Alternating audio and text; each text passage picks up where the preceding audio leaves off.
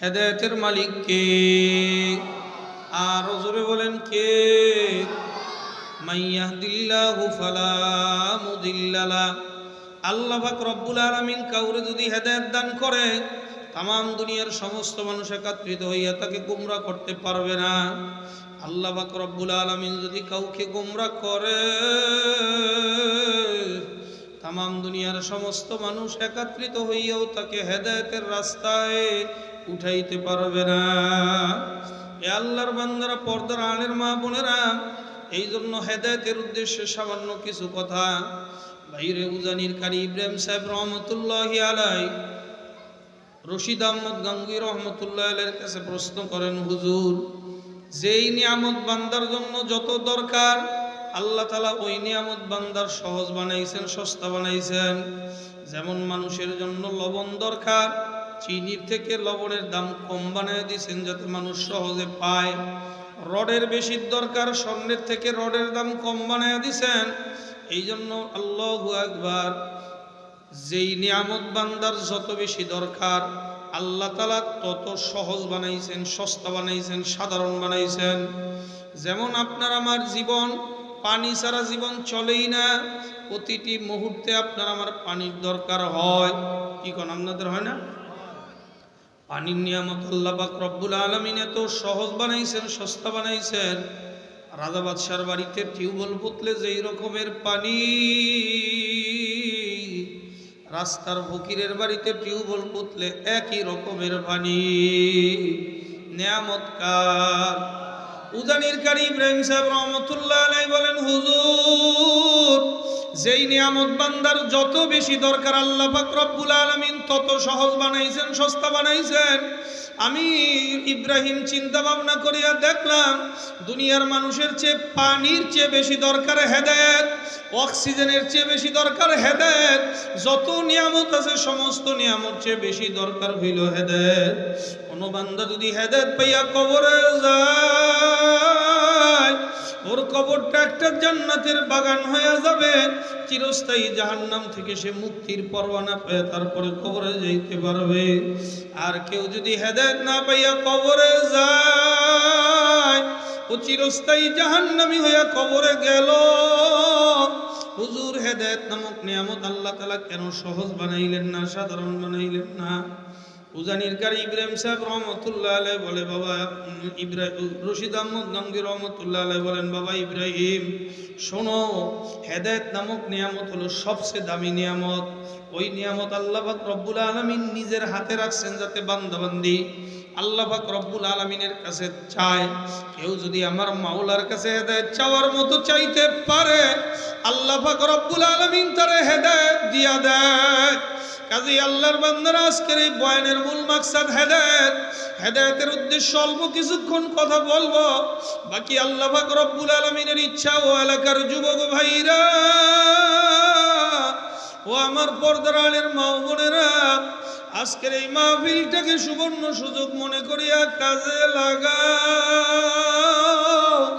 বলাও তো যায় না আগামীকাল কেমন সময় তুমি আর আমি কবরের বাসিন্দা হইতে পারি।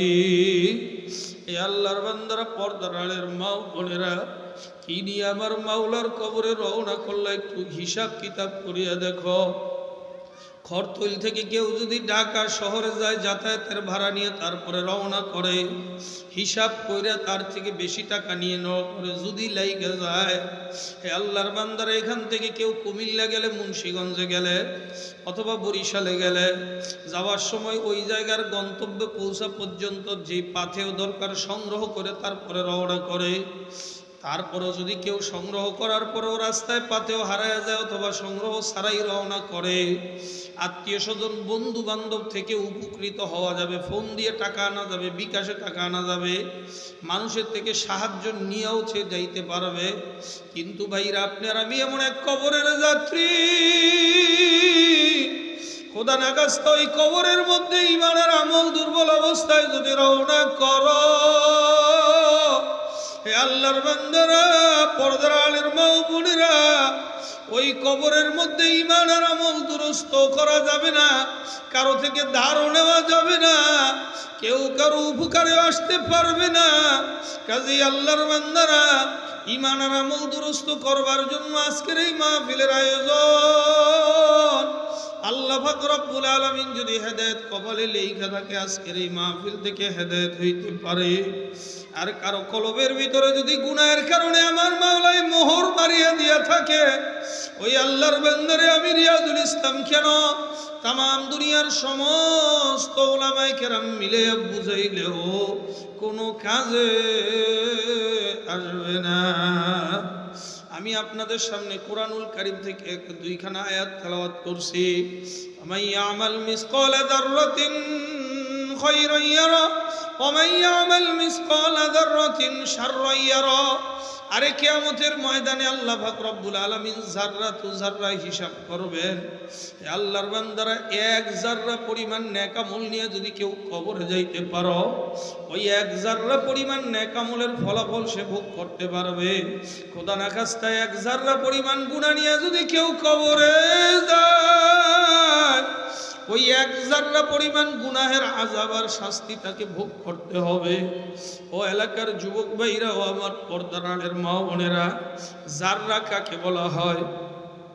বুজুর্গানে দিন কিতাবের ভিতরে লিখছেন, একটা নরম সুতি টানারে পানির মধ্যে চুবাইয়া ভালো করে নিংড়াইয়া, ভালো করে চিপড়ায়, ভালো করে নিংড়ানোর পরে জোরে ঝাড়া মারলে বাতাসে রেণু রেণু আকারে, সূর্যের আলোতে দেখা যায় অনেক পানির রেণু রেণু আকারে ছোট্ট ছোট্ট ক্ষুদ্র ক্ষুদ্র পানির টুকরা উড়ে যাইতেছে। ওই সূত্র টুকরার একটা টুকরা হইল যাররা। হে আল্লাহর বান্দারা, এরকম এক যাররা নেক আমল যদি কেউ করতে পারেন, ওই এক যাররা নেক আমলের ফলাফল সে ভোগ করতে পারবে। আর এক যাররা গুনাহ নিয়ে যদি কেউ কবরে যায়, ওই এক যাররা গুনাহের আযাব তাকে ভোগ করাই লাগবে, কোনো সন্দেহ নাই। কাজী বাবারে, আমরা দুনিয়ার মধ্যে চলতে গেলে উঠতে বসতে খাইতে লইতে কবিরা গুনাহ করি, যাররা গুনাহ করি না, কবিরা গুনাহের ভিতরে লিপ্ত হয়ে গেছি। আহারে, মুসলমানের ঘরে জন্মগ্রহণ আল্লাহ তাআলা মুসলমানের ঘরে দিয়ে পাঠাইলেন, কত বড় নিয়ামত। আমার মাওলা বড় আক্ষেপের সাথে বলেন, ইন্নাল ইনসানা লিরাব্বিহি লাকানুত। মানুষ সবচেয়ে বড় নিমুখারাম। যার নুন খেয়ে গুন গায় না তাকে বলা হয় নিমুখারাম। ওরে মানুষ, তুই সবাই রে চিনছ, আমি মালিক রে তুই চিনলি না। তোর মায় তোরে বানাই নাই, জন্ম দেয় নাই। তুই তোর মায়ের পেট থেকে জন্মগ্রহণ করার পরে তোর মায় তোরে চক্ষু দেয় নাই এই সুন্দর পৃথিবী দেখবার জন্য। চোখ দিলাম আমি মাওলায়, জবান দিলাম আমি মাওলায়, হাত দিলাম আমি মাওলায়, পাও দিলাম আমি মাওলায়। তুই মায়েরে চিনলি, বাবারে চিনলি, ভাইরে চিনলি, আমি মাওলারে চিনলি না। জন্মের পরে তুই তোর মায়ের ডাক দিলি, বাবার ডাক দিলি, মায়ের কথা শুনলি, বাবার কথা শুনলি, আমি মালিক রে তুই চিনলি না। অথচ আমি মালিক তোর মায়ের পেট থেকে জন্মগ্রহণ করবার পরে আমি মাওলায় তোর জন্য এমন রিজিকের ব্যবস্থা করে রাখছি, এমন নিয়ামত তোর জন্য ব্যবস্থা করে রাখছি। ওয়াইন তাউদ্দু নি'মাতাল্লাহি লা তুহসুহা। তুই যদি আমার নিয়ামত গণনা শুরু কর, আমি মাওলার নিয়ামত তুই গণিয়া শেষ করতে পারবি না। ওরে নিমুখারাম বান্দা, তোর মাথার তালু থেকে পায়ের তালু পর্যন্ত গোটা শরীরটা মাওলার নিয়ামতের ভিতরে নিমজ্জিত। আরে মাথার তালু থেকে পায়ের তালু পর্যন্ত আপনার আমার দুইটা চক্ষু আল্লাহ পাক রব্বুল আলামিন দান করছেন। তামাম দুনিয়ার সমস্ত মানুষ একত্রিত হইয়া এই চক্ষু, যার চক্ষু নাই তাকে চক্ষু কেউ বানায় দিতে পারবে না। পারবে না কি রে বাবা? আল্লাহ তাআলা আপনাকে আমাকে দুইটা চক্ষু দান করছেন, এর মূল্য কত? কথা বলার শক্তি দিছেন, এর মূল্য কত? শোনার শক্তি দিছেন, মূল্য কত? দুইটা হাত দিছেন, মূল্য কত? আমার এক পরিচিত ভাই কাজ করতে যাইয়া বাম হাতটা কর্তন হয়ে গেছে, কাইটে গেছে। ওখানে আর্টিফিশিয়াল হাত লাগায় রাখছে, কিন্তু ওই হাত আর কাজে আসে না।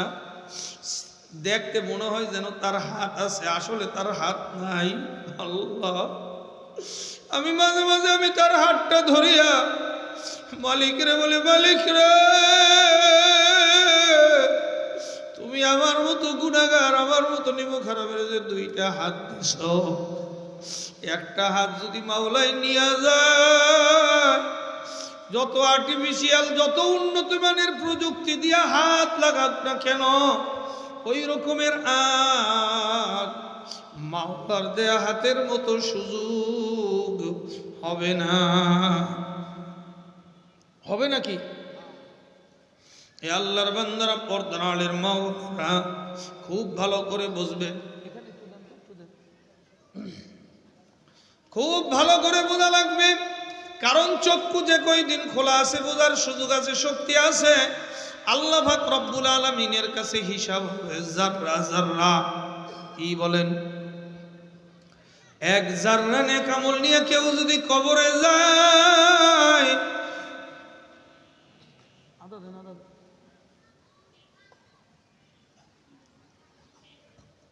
এক জাররা পরিমাণ নেক আমল নিয়ে যদি কেউ কবরে যায়, ওই এক জাররা পরিমাণ নেক আমলের ফলাফল সে ভোগ করতে পারবে। আর যদি কেউ গুনাহ নিয়ে কবরে যায়, ওই গুনারও সে ফলাফল ভোগ করতে পারবে। ভাইরা, আপনি আর আমি গুনার কাম করি, আপনি আর আমি মাওলার নেমখারামি করি, আপনি আর আমি মালিক চিনি না। আল্লাহু আকবার। আপনি আর আমি জাররা পরিমাণ গুনাহ করি না, গুনার পাহাড় মনে চায় না, দরকার নাই, তারপরেও গুনার কাজের ভিতরে লিপ্ত হয়। আমার মালিক ডাক দিয়া বলে, ওরে নেমখারাম বান্দা, আমি মাওলায় তোরে দুনিয়ার মধ্যে পাঠাইলাম একমাত্র আমার ইবাদত করার জন্য। তোর জন্য আমি মাওলায় একটা বালাখানার ব্যবস্থা করিয়া রাখছি, ওই বালাখানার নাম জান্নাত। তুই নেক আমল করিয়া কবরে আসার সঙ্গে সঙ্গে আমি তোর বালাখানায় তোর জায়গা দিয়ে দেব। আর খোদা না কাস্তা গুনাহগার হইয়া যদি কবরে যাও, আল্লাহ আল্লাহ, আমি মাওলায় বলবো, ফেরেশতার দলেরা, এ একটা নাফরমান, এ বেনামাজি ভাইরা, এ সুদ খাওয়াইনা ভাইরা, ও ঘুষ খাওয়াইনা ভাইরা, ও গুনার ভিতরে লিপ্ত আমার ভাইরা, কোন দুনিয়ার মোহাব্বতে পড়িয়া আজকে আমার মালিক রে ভুলছ? এই দুনিয়া কিন্তু দেখতে না দেখতে শেষ হয়ে যাবে। এই দুনিয়া স্বার্থের দুনিয়া। তোমার আমার জন্য কেউ কাঁদবে না, তোমার আমার কথা কেউ স্মরণ করবে না। কাজেই কবরে রওনা করো, ঈমান আর আমল দুরুস্ত করে তারপরে কবরে রওনা করো। খোদা না কাস্তা ঈমান আর আমল দুরুস্ত না করে যদি কবরে রওনা করো, আল্লাহর হাবিব ফরমান, আল কবরু রাউযাতুম মিন রিয়াদিল জান্নাহ আও হুফরাতুম মিন হুফারিন নার।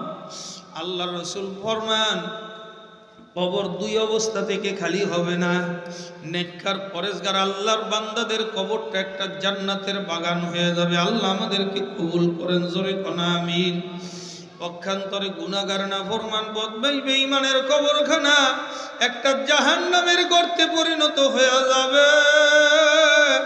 খোদা না কাস্তা ঈমান আমল মজবুত না করে, আমল তৈরি না করে যদি ওই কবরে যাও, কবরটা একটা জাহান্নামের গর্ত হয়ে যাবে।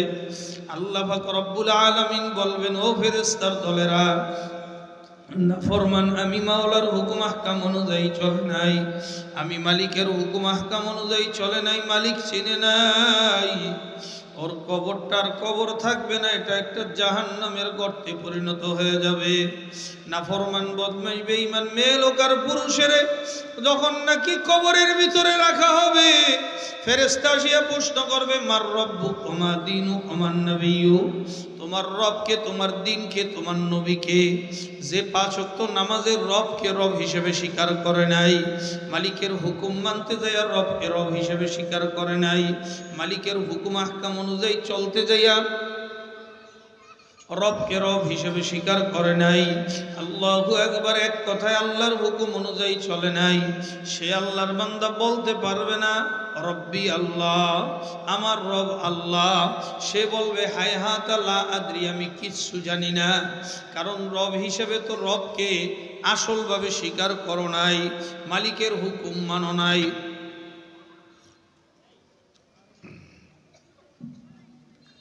সে বলতে পারবে না, বলবে হায়হাত লা আদ্রি, বলবে ওয়ামা দীনুকা, তোমার ধর্ম কি? সে ধর্ম অনুযায়ী চলে নাই, দিনকে দিন হিসেবে স্বীকৃতি দেয় নাই। মাথার চুল থেকে পায়ের তালু পর্যন্ত ইসলামের কোনো ঘ্রাণ নাই। বর্তমান মুসলমানের চেহারা দেখলে মনে হয় না এটা মুসলমানের ছেলে না খ্রিস্টানের ছেলে না হিন্দুর ছেলে। এ কি মুসলমান না খ্রিস্টান না হিন্দু না বৌদ্ধ না পৌত্তলিক? কথা বলেন ঠিক না বেঠিক? এ আল্লাহর বান্দারা, বর্তমানে এক শ্রেণীর মুসলমান আছে মাথার তালু থেকে পায়ের তালু পর্যন্ত মুসলমানিত্বের কোনো চিহ্ন তার শরীরের ভিতরে নাই। কথা কোন ঠিক না বেঠিক? আল্লাহ পাক রব্বুল আলামিন হর হালতে মাথার মধ্যে টুপি মাথায় দিতে বলছে, ও মাথা খালি রাখে।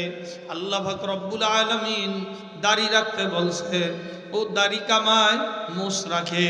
আল্লাহ পাক রব্বুল আলামিন বলছেন নেসফে শাক লিবাসুত তাকওয়া যালিকা খায়র, পরহেজগারি লিবাস তোমাদের জন্য উত্তম।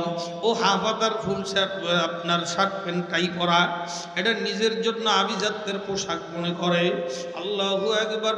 কামাই পোশাকে খরচে লেবাসে চলাফেরায় কোনো জায়গায় ইসলামের নাম গন্ধ নাই। কথা ঠিক না বেঠিক? এ বলতে পারবে না রব্বি আল্লাহ দ্বীনি আল ইসলাম, বলতে পারবে না, বলবে লা আদরি। আল্লাহর হাবিবকে দেখা বলবে মান হাযার রাজুল আল্লাযী বুইসতু ইলাইকা, এই ব্যক্তিকে যাকে তোমাদের নিকট প্রেরণ করা হয়েছে, যে আল্লাহর হাবিবের সুন্নত অনুযায়ী চলে না, সে বলতে পারবে না, বলবে লা আদরি, আমি কিচ্ছু জানি না। সঙ্গে সঙ্গে নাফরমান বদবক্তের কবরের ভিতরে আল্লাহ পাক রব্বুল আলামিন বলবেন এ ফেরেশতার দলেরা কবর সারিয়া দাও, নাফরমানের কবরের মধ্যে জাহান্নামের আগুন জ্বালাইয়া দাও। নাফরমানের কবরের ভিতরে একটা না দুইটা না 99টা সাপ জমা করিয়া দাও। নাফরমানের কবরের ভিতরে আন্দা বয়রা ফেরেশতা গুর্জ দিয়ে পিটাইতে লাগাইয়া দাও। নাফরমানের কবরের দুই দিকের মাটি এমন জোরে চাপ মারবে, এক পাজরের হাড্ডি আর এক পাজরের মধ্যে ঢুকে ফেলাবে। এ আল্লাহর বান্দারা ফজর পড়ে নাই, আন্দা বয়রা ফেরেশতা জোহর পর্যন্ত গুর্জ দিয়ে পিটাইবে। ওই গুর্জ এত বিশাল গুর্জ হবে, তামাম দুনিয়ার সমস্ত মাখলুকাত একত্রিত হইয়া ওই গুর্জ উঠাইতে পারবে না। ওই গুর্জ দিয়া যদি পৃথিবীর সর্ববৃহত্তম পাহাড়ের মধ্যে বাড়ি দেওয়া হয় না, শুধু রাখা হয়। পৃথিবীর সর্ববৃহত্তম পাহাড়ের মধ্যে যদি গুর্জ রাখা হয়, ওই গুর্জের ওজনের কারণে পাহাড়টা তুলার মতো ওরা শুরু করবে। আল্লাহ আপনি আমাদেরকে মাফ করিয়া দেন, সবাই কোন আমিন। এ আল্লাহর বান্দারে, আমার পর্দার আলের মা ও বোনেরা, খুব ভালো করে বোঝা লাগবে। আল্লাহু আকবার। ফজরের নামাজ না পড়ার কারণে জোহর পর্যন্ত গুর্জ দিয়ে পিটাইবে, জোহরের নামাজ না পড়ার কারণে আসর পর্যন্ত, আসরের নামাজ না পড়ার কারণে মাগরিব পর্যন্ত, মাগরিবের নামাজ না পড়ার কারণে এশার পর্যন্ত গুর্জ দিয়ে পিটাইতে থাকবে। আমার মালিকের সঙ্গে কোনো খাতির চলবে না। কাজেই আল্লাহর বান্দারা, পর্দার আলের মা বোনেরা, এখনো সময় আছে, আমার মালিকের দরবারে ফেরো, তওবা করার মতো তওবা করো। খোদা না কাজটা গুনাহ নিয়ে যদি কবরে যাও আর উপায় হবে না। দুনিয়ার মামলায় কেউ যদি একবার ঠকে, দ্বিতীয়বার আপিল করে জিতবার আশা করা যায়। ছাত্র যদি পরীক্ষা একবার ফেল করে বসে, দ্বিতীয়বার পরীক্ষা দিয়ে পাশ করার আশা করা যায়। এ আল্লাহর বান্দারা, পর্দার আড়ালের মা ও বোনেরা, আপনার আমার সামনে আখিরাতের যে 5টা মামলা দাঁড়ায় রয়েছে, মৌত এক মামলা, হাসর এক মামলা, মৌত এক মামলা, হাসর এক মামলা, কবর এক মামলা, মিজান এক মামলা, পুলসিরাত এক মামলা। খোদা না খাস্তা যদি এই 5 মামলার কোনো মামলায় যদি ধরা খেয়ে যান, দ্বিতীয়বার দুনিয়াতে আসে আপিল করিয়া জিতবার কিন্তু আশা নাই। এই জন্য নিঃশ্বাসের বিশ্বাস নাই, সেকেন্ডের ভরসা নাই। এই জন্য আল্লাহর বান্দারা, পর্দার আড়ালের মা ও বোনেরা, তওবা করো, এখনো সময় আছে। আমার মালিকের দরবারে কাদার মতো কাঁদো, এখনো সময় আছে। ফিরো ফিরো, মাওলার দরবারে ফিরো। আর গুনার মাবুদ গো, আর গুনার কাম করব না, আর নামাজ বাদ দেব না, আর রোজা ছাড়ব না। মাওলার দরবারে যদি ফেরার মতো ফিরতে পারো, আমার মাওলাই ওয়াদা করছেন, ইন্নাল্লাহা ইয়াগফিরুয যুনুবা জামিআ, আমি মাওলাই তোর সমস্ত গুনাহগুলো মাফ করিয়া দেব। জোরে কোন সুবহানাল্লাহ। হে আল্লাহর বান্দারা, পর্দার আড়ালের মা ও বোনেরা, খুব ভালো করে বোঝা লাগবে। আল্লাহু আকবার। নাফরমান, বদমাইশ, বেঈমান হয়ে যদি ওই কবরে যাও, আল্লাহু আকবার, আন্দা বয়রা ফেরেশতা গুর্জ দিয়া পিটাইতে থাকবে। শুধু তাই নয়, ওই হাসরের ময়দানে কেউ কাউকে কোনো উপকার করতে পারবে না। খোদা না খাস্তা গুনাহগার হয়ে যদি ওই হাসরের ময়দানে ওঠো, আল্লাহ পাক রব্বুল আলামিন নেককার পরেজগারদের থেকে নাফরমানদের আলাদা করবেন। ওয়ামতাজুল ইয়াউমা আইয়ুহাল মুজরিমুন, এ মুজরিমের দলেরা, গুনাহ করিন্নারা, আমার বান্দার থেকে তোরা আলাদা হয়ে যা, জুদা হয়ে যা। আল্লাহ পাক রব্বুল আলামিন যখন এই ঘোষণা দিবেন, নাফরমানরা নেককারদের থেকে আলাদা হয়ে যাবে। আল্লাহ পাক রব্বুল আলামিন নেককার পরহেজগার, আল্লাহু আকবার, যারা দুনিয়ার ভিতরে কষ্ট করে নেক আমল করছে, আল্লাহ পাক রব্বুল আলামিন তাদেরকে, আল্লাহ পাক রব্বুল আলামিন আরশে আজিমের নিচে ছায়াদানের ব্যবস্থা করে দিবেন। আর যারা নাকি নাফরমান হয়ে ওই কবরে গেছে, হাসরের ময়দানে উঠছে, আল্লাহ পাক রব্বুল আলামিন, আল্লাহ পাক রব্বুল আলামিন ওই হাসরের ময়দানে নাফরমানদেরকে আল্লাহ তাআলা একত্রিত করিয়া আল্লাহ পাক রব্বুল আলামিন হুকুম দিয়ে দিবেন, ওরে নাফরমানের দলেরা, তোরা কোন জাহান্নাম কামাই করছো, আমি মাওলা ওই জাহান্নাম না দেখাইয়া, আল্লাহু আকবার, তোদের বিচারের কাম শুরু করব না। আল্লাহ পাক রব্বুল আলামিন হুকুম দিয়া দিবেন, ও ফেরেশতার দলেরা, নাফরমান কোন জাহান্নাম কামাই করছে, ওই জাহান্নাম না দেখাইয়া আমি মাওলা বিচারের কাম শুরু করব না। ফেরেশতারা জাহান্নামের গলার ভিতরে 70,000 শিকল লাগাইয়া নাফরমানদের ওই হাসরের ময়দানে, আল্লাহু আকবার, ওই ফেরেশতারা নিয়ে আসবে। জাহান্নাম এতই রাগান্বিত থাকবে, এতই ক্ষুধার্ত থাকবে, তাকাদু তামাইয়াজু মিনাল গায়জ, জাহান্নাম গুরিম গুরিম ডাক শুরু করবে। আর হাসরের ময়দানে যখন জাহান্নামকে নিয়ে আসবে, জাহান্নাম নাফরমানদের দেখে আরো ক্ষিপ্ত হয়ে যাবে। আল্লাহু আকবার। জাহান্নাম যেন নাফরমানদের থেকে, নাফরমানদেরকে খাওয়ার জন্য, নাফরমানদেরকে গ্রাস করবার জন্য ওই ফেরেশতাদের হাত থেকে ছুটিয়ে যাওয়ার উপক্রম, যেন সিরিয়া নাফরমানদেরকে একটা লোকমা দিয়া খায়া ফেলায়। আল্লাহু আকবার। এমন ভয়াবহ চিত্র কিয়ামতের ময়দানে হাজির হয়ে যাবে। সমস্ত নবী রাসূলুল্লাহ নাফসি নাফসি বলে কাঁদতে থাকবে। একমাত্র সরদারে দুজান আল্লাহর হাবিব সরকারে দু আলম, আল্লাহু আকবার, আল্লাহু আকবার। আল্লাহর হাবিব দৌড়ে যায় ওই কঠিন হাসরের ময়দানের কঠিন পরিস্থিতিতে আল্লাহ পাক রব্বুল আলামিনের আরশে আজিমে সিজদায় পড়ে যাবেন। আল্লাহ পাক রব্বুল আলামিনকে ডাইকা ডাইকা বলবেন, মাবুদ গো, তোমার পাক এবং জালালিয়াতের কসম খেয়ে বলতেছি, তোমার জাহান্নামকে তুমি ফেরাও। তোমার ওই পাগলা জাহান্নাম যদি আমার একটা উম্মত কেউ খেয়ে ফেলায়, আমি আর তোমার বেহেশতে যাব না। এ এ আল্লাহর বান্দারা, আমার পর্দার আলের মা ও বোনেরা, খুব ভালো করে বোঝা লাগবে, কারণ চক্ষু চিরতরে বন্ধ হয়ে গেলে আর বোঝার কিন্তু সুযোগ দেয়। আর এ সমস্ত নবী রাসূলরা নাফসি নাফসি বলে কাঁদতে থাকবে। সরদারে দু জাহানকে আল্লাহ পাক রব্বুল আলামিন বলবেন, হাবিব গো, আজকে আপনার কাদার দিন না, আজকে আপনার খুশির দিন। এক গ্লাস পানি দিয়া বলবেন, এই পানিটা জাহান্নামের গায়ের মধ্যে ছিটিয়ে দেন। এ আল্লাহর বান্দার, ওই পানিটা যখন জাহান্নামের গায়ের মধ্যে ছিটিয়ে দেওয়া হবে, যেই জাহান্নামকে ৭০,০০০ শিকলের ফেরেশতারা ধরিয়া রাখতে পারে না, ওই জাহান্নাম আপনা আপনি ক্যাত ক্যাত করে পেছনের দিকে চলিয়া যাবে। এ আল্লাহর বান্দারা, পর্দার আড়ের মা বোনেরা, আল্লাহু আকবার। আল্লাহর হাবিব জিজ্ঞাসা করবেন, মাবুদ গো, এটা কোন কুদরতের পানি? এটা কি আবে হায়াতের পানি না জমজমের পানি?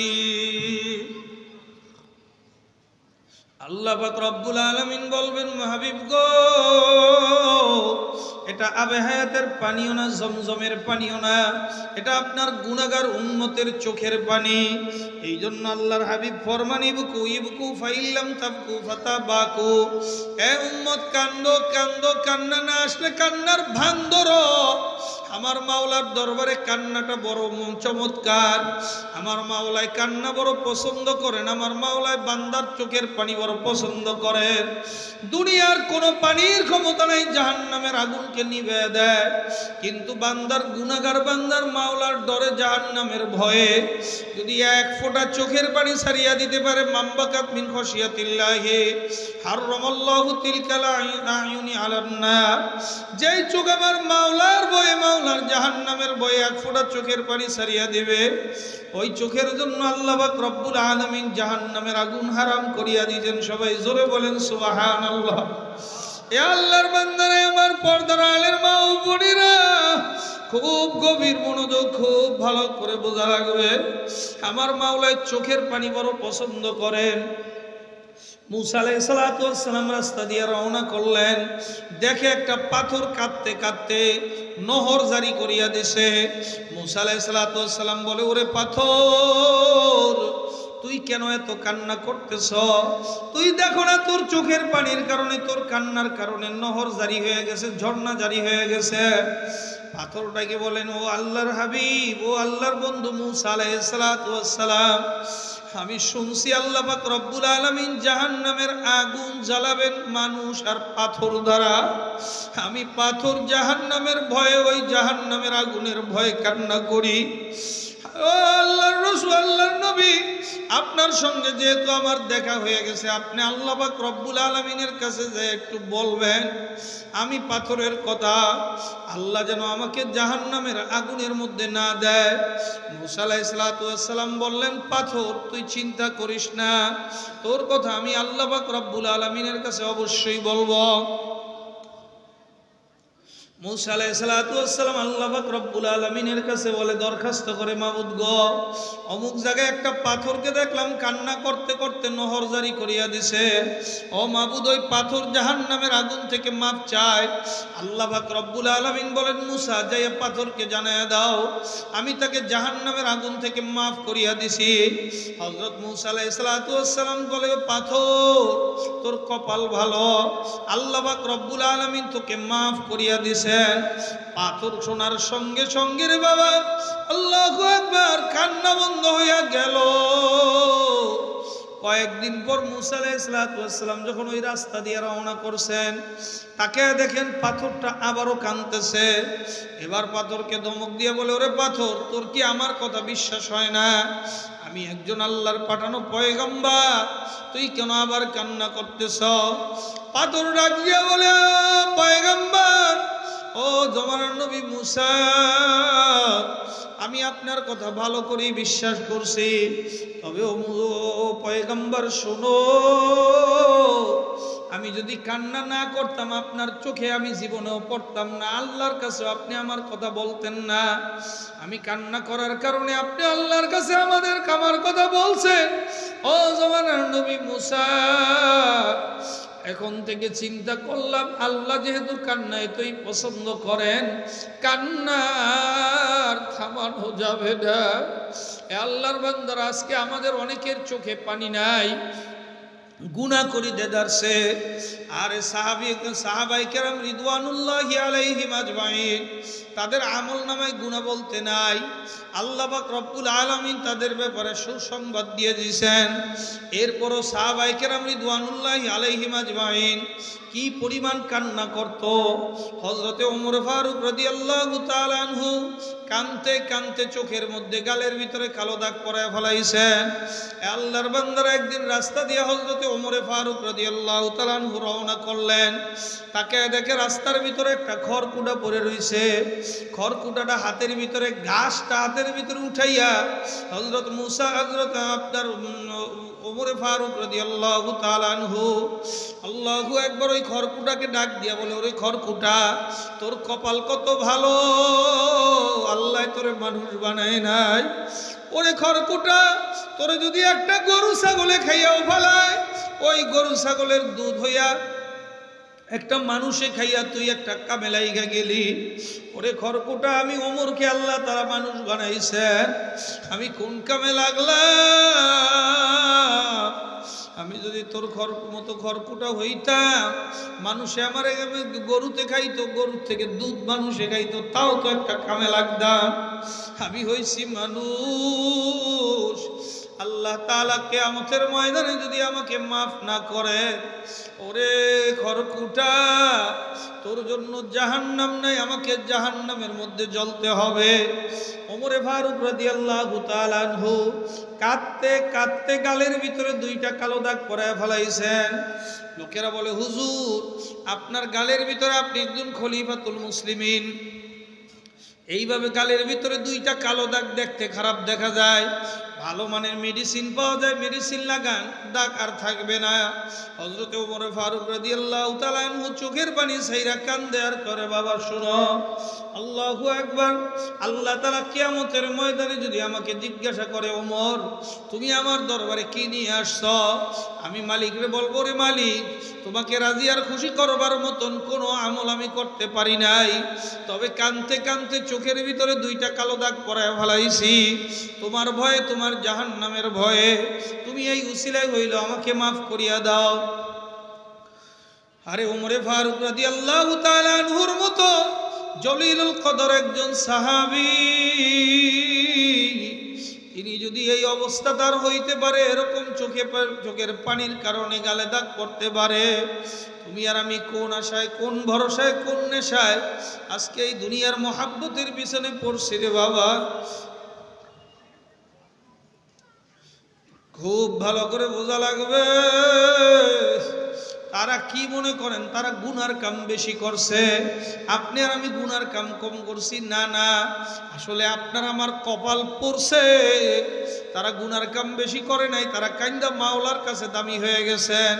এমন কোন আল্লাহর ওলির ইতিহাস খুঁজে পাইবেন না যে আল্লাহর ওলি না কান্না করছেন। আল্লাহর বান্দারা চরমনের মরহুম আল্লাহর কুতুব সৈয়দ ফজলুল করিম রহমতুল্লাহ আলাইকে যারা দেখছেন, সব সময় চোখের কোণায় পানি থাকতো, টপ টপ করে পানি পড়তেই থাকতো। আল্লাহর বান্দারা কি মনে করেন তারা গুনার কাম বেশি করছে? না না, বরং আপনার আমার কপাল পড়ছে।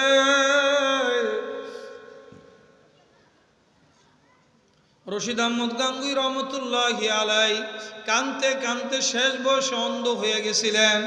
লোকেরা বলে, হুজুর আপনি যে অন্ধ হয়েছেন, আপনার তো চলাফেরা করতে সমস্যা হয়, একটা কাজ করেন, আপনি ভালো একজন ডাক্তার থেকে পরামর্শ নিয়ে অপারেশন করেন, অপারেশন করলে আপনার রোগ ইনশাল্লাহ ভালো হয়ে যাবে, চক্ষু দিয়ে দেখতে পাবেন। কয় রে বাবা, আমি যে অপারেশন করব কয়েকদিন তো উজু করে নামাজ পড়তে পারবো না, কষ্ট হয়ে যাবে, অতএব যেই চোখের জন্য নামাজ বাদ দেওয়া লাগে ওইরকম চোখ আমার লাগবে না। কয়েকদিন পরে কয়, হুজুর ভালো একজন উন্নত মানের ডাক্তার পাওয়া গেছে, যেই ডাক্তার এশারের নামাজের পরে আপনার অপারেশন করবে, আগামীকালকে ফজরের নামাজ জামায়াতের সাথে আদায় করতে পারবেন, কোনো অসুবিধা হবে না। রশিদ আহমদ গাঙ্গুই রহমতুল্লাহ আলাই চোখের পানি সারিয়া দিয়া কয়, বাবা আল্লাহ পাক রব্বুল আলামিন ফরমাইছেন যে এই আল্লাহর বান্দারা কিয়ামতের ময়দানে অন্ধ হয়ে উঠবে, আল্লাহ পাক রব্বুল আলামিন তাদের কাছে কোনো সুয়ালি করবেন না, তোমরা কি চাও না আমি ওই রকম মর্যাদার অধিকারী হই?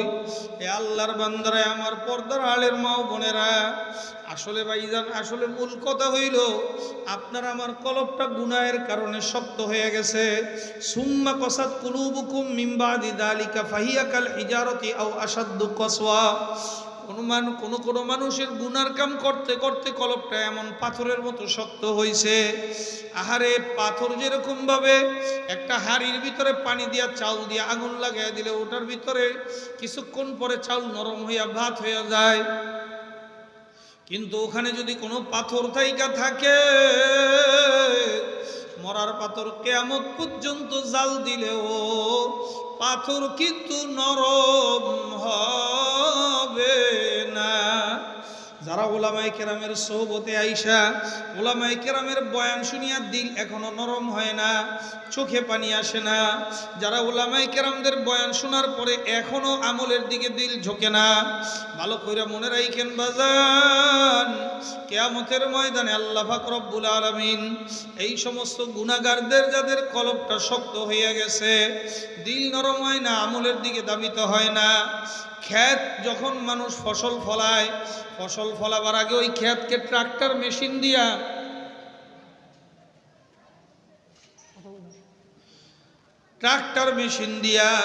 ওই ক্ষেতকে দুর্বল করে, ট্রাক্টর মেশিন দিয়ে ওটা কোবায় নরম করে, মাটি নরম করে, এরপরে পানি সিঞ্চন করে, এরপরে সেখানে ফসল লাগাইলে ফসল হওয়ার আশা করা যায়।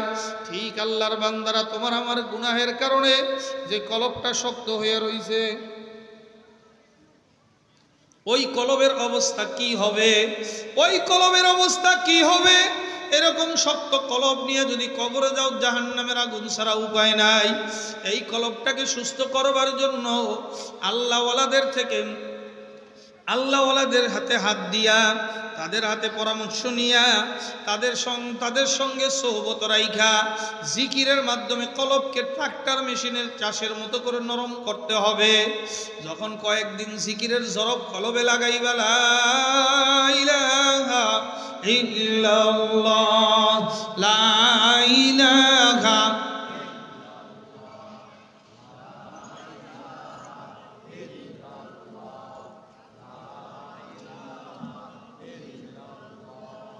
লা ইলাহা ইল্লাল্লাহ মুহাম্মাদুর রাসূলুল্লাহ সাল্লাল্লাহু আলাইহি ওয়াসাল্লাম। কয়েকদিন জিকিরের জরব লাগাইলে দেখবা কলব নরম হইতেছে, চোখে পানি আসতেছে, আমলের দিকে দিল জাবিত হচ্ছে। কথা বলেন ঠিক না বেঠে? এ আল্লাহর বান্দারা, কয়েকদিন জিকিরের জরব লাগাইয়াই দেখো, আল্লাহর ওলিদের সবকগুলো আদায় করিয়াই দেখো, ওই সবকের এত তাসির, পাথরিয়া দিল নরম মোমের মতো নরম হইতে বাধ্য হয়ে যায়। আর যদি ওই কলবকে শক্ত অবস্থায় ওই কবরে যাও, আল্লাহু আকবার, জাহান্নামের আগুন ছাড়া উপায় নাই। কিয়ামতের ময়দানে শক্ত কলবওয়ালাদেরকে আল্লাহ তাআলা হুকুম দিয়ে দিবেন ফেরেশতাদেরকে, খুযু ফাগুল্লু সুম্মাল জাহিম সাল্লু। এ ফেরেশতারা, ওদেরকে ধরিয়া বান্ধিয়া ফেলা আর জাহান্নামের মধ্যে নিক্ষেপ কর। বাচ্চারা লাঠিম ঘুরায়, দেখেন পুরা লাঠিমটাকে পেছাবার পরে জমিনের মধ্যে মারে, লাঠিম ঘুরতে থাকে। নাফরমানদেরকে আগুনের শিকল দিয়া ফেরেশতা নিক্ষেপ করবে, মাথার তালু থেকে পায়ের তালু পর্যন্ত আগুনের শিকলে পেছানো হয়ে যাবে। আল্লাহু আকবার, জাহান্নামের দিকে নিক্ষেপ করবে অপমানের সাথে, ঘুম ঘুম করে জাহান্নামের মধ্যে পড়িয়া যাবে। যখন জাহান্নামের আগুনগুলো শরীরের মধ্যে দাউ দাউ করে লাগিয়ে যাবে, জাহান্নামের আগুন এত ভয়াবহ আগুন, আল্লাহ নিজেই বয়ান করেন, নারুল্লাহিল মুকাদাতুল্লাতি তাত্তালিউ আলাল আফইদা। দুনিয়ার আগুন শরীরে লাগলে, হাতে লাগলে হাত পরে অন্য অঙ্গ প্রত্যঙ্গ ভালো থাকে। আর জাহান্নামের আগুন এমন আগুন হবে, ওই আগুন শরীরের কোন অঙ্গে লাগার সাথে সাথে কলজা পর্যন্ত জ্বালায়া সারখার করিয়া দিবে। এরকম নাফরমানরা এক ওয়াক্ত নামাজ কাজা করার কারণে ওই জাহান্নামের মধ্যে 2,88,00,000 বছর, একটা মিথ্যা কথার জন্য কমপক্ষে ওই জাহান্নামের ভিতরে 7,000 বছর থাকা লাগবে। এ আল্লাহর বান্দারা ওই 7,000 বছর জাহান্নামের আগুন সহ্য করতে পারবানি। যার সঙ্গে দেখা দেওয়া জাহাজ নাই, দেখা দিলে 7,000 বছর জাহান্নাম। মোবাইলে বেগানা নারীর ছবি দেখলে 7,000 বছর জাহান্নাম। নারীরা পুরুষদের ছবি দেখলে 7,000 বছর জাহান্নাম। সহ্য করতে পারবানি।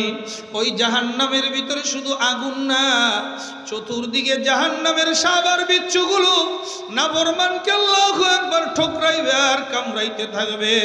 নাফরমানের দলেরা আল্লাহু আকবার পিপাসার কারণে, কঠিন তাপের কারণে আল্লাহ পাক রব্বুল আলামিনের দরবারে দরখাস্ত করবে, ও মালিক তোমার দরবারে দরখাস্ত, তুমি একটু পানির ব্যবস্থা করিয়া দাও। আল্লাহ পাক রব্বুল আলামিন বলবেন, ও নাফরমানের দলেরা, তোদের জন্য আমি মাওলাই কোনো ঠান্ডা সুপীয় পানির ব্যবস্থা করি নাই। জাহান্নামীদের শরীরের মধ্যে পচা গলা পুজ আর রক্ত, ওগুলা জাহান্নামের গর্তগুলার মধ্যে পড়িয়া টকবক করে উতরাইতে আছে। ওই পূজার রক্ত এত দুর্গন্ধময় পূজার রক্ত হবে, মুফাসসিরিনে কেরাম লিখেন এক জাররা পরিমাণে, এক ফোঁটা যদি দুনিয়ার কোন এক প্রান্তে ফেলাইয়া দেওয়া যাইত, এর দুর্গন্ধের কারণে গোটা দুনিয়ার সমস্ত মাখলুকাত মারা যাইত। এত তাপ হবে, এত গরম পানি হবে। নাফরমানকে পাত্রের ভিতরে দিয়া যখন নাকি তার সামনে হাজির করা হবে, নাফরমানের সামনে যখন হাজির করা হবে, ওইটার হিটে, ওইটার তাপের কারণে চেহারার এক পল্লার চামড়া খুললে সফাত করে জমিনের মধ্যে পড়িয়া যাবে। নাফরমান লা ইয়ামুতু ফিহা ওয়ালা ইয়াহইয়া, সেদিন মানুষ বাঁচবেও না মরবেও না। মরে গেলে তো বাঁচলাম, আর আযাব হবে না। নাফরমান তখন ক্ষুধার যন্ত্রণায়, পিপাসার যন্ত্রণায় যখন ওই পানিগুলা ডক ডক করে পান করে ফেলাইবে, দুর্গন্ধময় পানি পেটের ভিতরে যাইয়া কলিজার ভিতরে ঢুকিয়া আল্লাহু আকবার, গোটা পেটের কলিজার নারী বুড়ি সব গলাইয়া পচায়া গলাইয়া গলাইয়া পেছনের রাস্তা দিয়া ঝুক ঝুক করে বাহির হয়ে যাবে। এ আল্লাহর বান্দারা, আমার পর্দার আলের মা বোনেরা, খুব ভালো করে বুঝিয়া নিয়েন। নাফরমানের দলেরা এবার কয়, দুনিয়ার ভিতরে গরম লাগলে আসমানের বৃষ্টিতে ঠান্ডা হয়ে গেছে, কয় মালিক একটু বৃষ্টি নাজিল করো। আল্লাহ পাক রব্বুল আলামিন বলবেন, না, দুনিয়ায় 5 বার ডাক দিছিলাম, একবারও মসজিদে ডাকের জবাব দেও নাই, আজকে তুই ডাকতে থাক, তোর ডাকের জবাব দেওয়া হবে না। নাফরমান আল্লাহ পাক রব্বুল আলামিনকে 1000 বছর পর্যন্ত ডাকতে থাকবে। 1000 বছর ডাক দেওয়ার পরে আল্লাহ তাআলা আল্লাহু আকবার, আকাশের জাহান্নামের আকাশের মধ্যে মেঘাচ্ছন্ন হয়ে যাবে। নাফরমান মনে করবে এই বুঝি বৃষ্টি নাজিল হবে, পানি খেয়ে কলিজা ঠান্ডা করব। গুরিম গুরিম আওয়াজ হয়ে এ আল্লাহর বান্দারা বৃষ্টির মতো, খচ্চরের মতো এক একটা বিচ্ছু নাফরমানের শরীরে পড়তে থাকবে। বৃষ্টির পানি যেরকম গোটা শরীরের ভিতরে লাগিয়া যায়, আসমান থেকে বিচ্ছুগুলা পড়বে আর নাফরমানকে ভাগাভাগি করিয়া কামড়াইতে থাকবে। ওই বিষের যন্ত্রণা, একটা দাঁতের বিষের যন্ত্রণা এত মারাত্মক হবে। একটা দাঁতের বিষের যন্ত্রণা যদি গোটা দুনিয়ায় যত মানুষ চলে গেছে, আসবে, আসতেছে, আসে, সবাইকে যদি সমস্ত মাখলুকাতকে ভাগ করে দেওয়া হয়, ওর যন্ত্রণার কারণে কিয়ামত পর্যন্ত সমস্ত মাখলুকাত মারা যাইত। ওই বিচ্ছুগুলো কামড়াইতে থাকবে আর ও চতুর্দিকে পাগলের মতো দৌড়াইবে আর পেছনে পেছনে ছুটবে। আবারও 1000 বছর চিল্লাইবে। আল্লাহ তাআলা এবার 1000 বছর পরে আকাশ থেকে বৃষ্টি নাজিল করবেন। ওই বৃষ্টি কোনো পানির বৃষ্টি না, আল্লাহু আকবার, আল্লাহু আকবার, উটের গাড়ের মতো এক একটা মোটা মোটা আল্লাহর বান্দারা বিচ্ছু নাফরমানের উপরে পড়তে থাকবে বৃষ্টির মতো। নাফরমানকে কামড়াইবে আর পেছায় পেছায় ধরবে। এই জন্য আল্লাহর বান্দারা যারা এখনো সময়, এখনো গুনার কাম ছাড়ো নাই, আপনাদের হাতে পায়ে ধরিয়া বলি গুনার কাম ছাড়েন। বলতে পারেন, হুজুর আপনাদের মজলিস থেকে গেলে তো আর নিয়ত ঠিক রাখতে পারি না। বাবা, তুমি বেশক তোমার তোমার কলবটা বেরেম্মা হয়ে গেছে। যে কোনো একজন হক্কানি আল্লাহওয়ালার দরবারে যাও, একজন হক্কানি আল্লাহওয়ালা পীরের দরবারে যাও, তার পরামর্শ অনুযায়ী চলিয়া কলব নরম করিয়া চোখে পানি নিয়া তারপরে কবরে যাও। তবে সাবধান, বর্তমানে পীর মুরিদির নামে ব্যবসায় দলাদলি হিংসা হাসাদে রূপান্তরিত হয়ে গেছে। তামাম দুনিয়ার সমস্ত আল্লাহর ওলির একমত, যেই পীরের 5 জন মুরিদ থেকে কমপক্ষে 3 জনকে দেখবা দিন আর দিন সুন্নতের উপর আমল মজবুত হইতেছে, চোখে পানি আসতেছে, গুনার কাম ছাড়তেছে, পীরটা হক পীর বোঝা যাবে। তাদের পরামর্শ অনুযায়ী চলিয়া চোখে পানি নিয়ে মাওলাকে রাজি আর খুশি করিয়া কবরে যায়েন। কাজেই আমার জন্য দোয়া করেন, আপনাদের জন্য দোয়া করি, আল্লাহ পাক রব্বুল আলামিন আপনাকে আমাকে যেন খাঁটি মুসলমান ঈমান আমল দুরুস্ত করে তারপরে কবরে যাওয়ার তৌফিক দান করেন। ওয়া আখির দাওয়ানা আনিল হামদুলিল্লাহি রাব্বিল আলামিন।